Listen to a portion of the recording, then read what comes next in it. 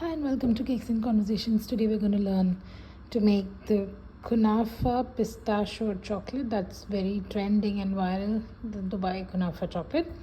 Anyway, I don't have a pistachio paste, so I'm going to make the pistachio paste from scratch. Now, whatever pistachios I have, so these are some bits and pieces, and this is some powder. I'm going to put it in this, and let's make a paste first.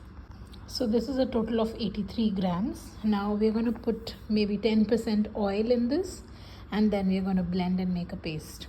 So it's going to be say 10% oil and 90% pistachios. In the market you're getting, which is pistachios maybe like only 20%, maybe 50%. But this, since you're making at home, you know that the taste is pure. Okay, let's go ahead and blend it.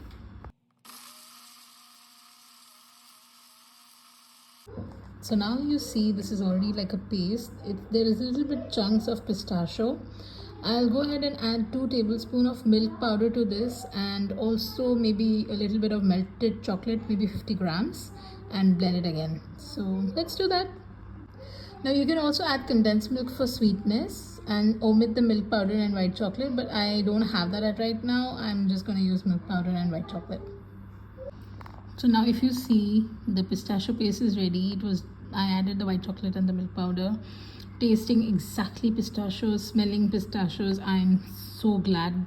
And you can see I did not add any gel color, any green color. This is a natural color of the pista powder. Let's begin making the viral kunafa pistachio chocolate.